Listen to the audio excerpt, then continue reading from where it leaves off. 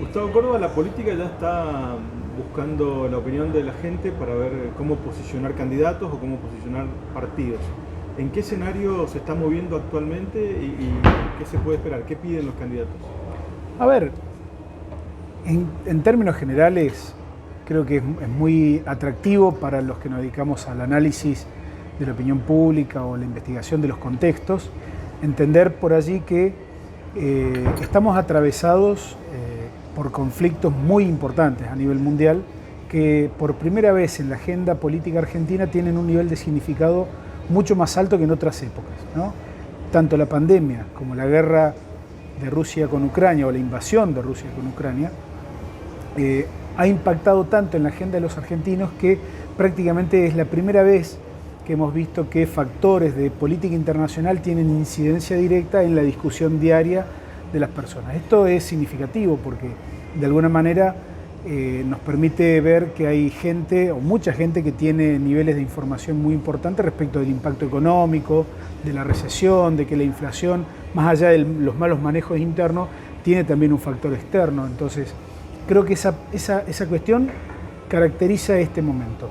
Y la política tiene a partir de esto también un condicionante muy grande, porque si le agregamos a este contexto dramático, ¿no?, en lo internacional de la economía, y vemos que en los últimos 10 años la economía argentina no ha dado respiro, que no ha crecido, que lo único que ha crecido en la Argentina es la pobreza, pues bien, ahí uno puede empezar a entender cierta frustración ciudadana respecto de lo que la política le ha ofrecido en términos de resultados de política económica, ¿no? Ahora, con estos nuevos condicionantes, como la guerra, por ejemplo, ¿los sectores consolidan sus posiciones anteriores o se genera todo un espectro de incertidumbre y de indecisos?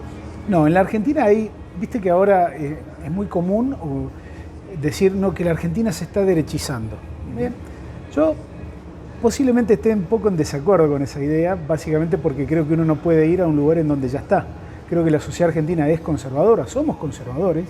Eventualmente tenemos un grado de pragmatismo que nos permite votar o castigar electoralmente a los gobiernos que dan buenos resultados o malos resultados económicos. De hecho, si uno mira en términos retrospectivos, Carlos Menem fue premiado electoralmente por la convertibilidad. Cristina Fernández fue premiada electoralmente también por los commodities y la redistribución del ingreso que generó durante su mandato. Y créeme que la Argentina no dejó de ser un país conservador por haber votado a Cristina o se transformó en un país más derechoso por haberlo votado en la reelección a Carlos Menem, ¿no? Entonces, creo que tiene mucho sentido pensar que la dirigencia argentina tiene que buscar algo más, ¿no? Creo que la ausencia de acuerdos institucionales signa esta época. A mí me gusta decir que los tiempos de tolerancia de la sociedad argentina se están acortando. Le dimos 8 años a Cristina y la castigamos electoralmente, le dimos 4 años a Macri y lo castigamos electoralmente, le dimos 2 años a Alberto y lo castigamos electoralmente. Fíjate, 8, 4 y 2 hablan a las claras de un descenso en la tolerancia y por otro lado, si lo vemos en términos de calendario, prácticamente en un periodo de tiempo de 2 años fueron castigados electoralmente 2 opciones ideológicamente opuestas, como la de Macri y la de Alberto Fernández. Esto habla a las claras de una falta de diálogo institucional, porque yo entiendo, ¿no? Quieren ganar elecciones, por ahí hablan de diálogo, oficialismo y oposición cuando se sienten débiles, pero cuando ganan la elección ya abandonan el diálogo. Hay una idea que es la de el loop eterno de derrotas y victorias, ¿no? Si yo soy hoy oficialismo, pero veo que la economía no me da margen, inevitablemente voy a la derrota. Vos viste que hoy el oficialismo hay muchas voces dentro que dicen vamos a una derrota inevitable. En la actual oposición, digamos, se están preparando para gobernar, pero como no tienen un plan económico distinto al que se quiso implementar durante el mandato de Macri, es altamente probable que les vuelva a pasar lo mismo, digamos. Si van a tratar de hacer lo mismo con la misma idea, pero más rápido, es probable que los resultados sean igualmente malos. Entonces, el Frente de Todos sabe que se tiene que quedarse a sentar a esperar la derrota del macrismo o de Juntos por el Cambio dentro de un tiempo. Entonces, ese es el problema que tenemos, de que la falta de diálogo institucional no nos va a permitir salir de esquemas altos de inflación, ni va a permitir que la Argentina pueda aprovechar, digamos, el contexto mundial, ¿no? Ahí veo una dificultad muy grande de la falta de disposición de la política a generar diálogo. ¿Un tercero puede irrumpir frente al fracaso reiterado de los dos principales? Yo no diría, no lo pondría en potencial, yo creo que ya ha irrumpido. Creo que tenemos por delante una mirada del escenario electoral mínimo de tercios, ¿no? Creo que lo de Javier Milei, en tanto y en cuanto se explica por lo que decía antes, ¿no? Esta incapacidad de la política tradicional o profesional de dar resultados económicos a la altura de la expectativa, genera que en esa frustración la gente compre a Milei, compre los tonos de Milei, compre el estilo de Milei, y ahí empieza un problema, porque la representación es muy delicada en la Argentina. Fíjate, yo creo que la gente no está enojada con el sistema democrático, no está enojada porque tenemos elecciones libres, tenemos un sistema de medios que funciona, tenemos escrutinios que las últimas elecciones han sido ejemplares. Entonces, la bronca, la frustración, ¿hacia dónde se enfoca? Claramente hacia la representación. Entonces, por ahí Milei sí tiene hoy la potencialidad de montar una estructura nacional que nadie hubiese pensado de eso 2 años atrás. Ahora, el problema de Milei es la volatilidad de su sector de votantes actual. Ayer votaron a Juntos por el Cambio, antes de ayer votaron al Frente de Todos, posiblemente mañana voten otras cosas y va a estar bien. Pero sí, un tercio y un tercio hoy es factible, puede darse también cuartos, porque las tensiones que hay hoy, tanto en el Frente de Todos como en Juntos por el Cambio, me hacen pensar que todavía no hemos visto el desenlace de cómo la política argentina se va a presentar con las candidaturas en el 2023. Todos hablamos de la disgregación, la implosión del Frente de Todos, pero Juntos por el Cambio es un polvorín también, por otra parte, con opiniones muy distintas. ¿Qué los va a mantener unidos y qué los puede romper? Primero, entender que los liderazgos son fundamentales, ¿no? Y en este sentido, me parece que la recuperación de la imagen de Macri como líder, digamos, de ese espacio, tiene mucho que ver con esta puja que se ha desatado entre Patricia, Macri y Horacio Rodríguez Larreta, ¿no? El PRO tiene 3 presidenciables ahí en una baldosa, por decirlo, ¿no? Eso es relevante y es significativo. Pero el problema es el clima de opinión del 2015. Fíjate que la percepción de muchos radicales en Gualeguaychú era que ante la evidencia de que el peronismo podía ganar en primera vuelta,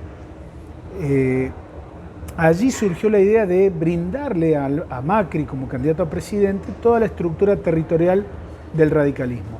Esa me parece que fue una idea original, porque permitió por primera vez ver cómo un candidato como Macri gana una elección democrática, abierta, transparente, pero ese contexto donde el temor a una victoria del peronismo en primera vuelta, yo no lo estoy viendo para el 2023. Entonces, me pregunto cuáles serían los incentivos de Juntos por el Cambio para permanecer unido en el 2023.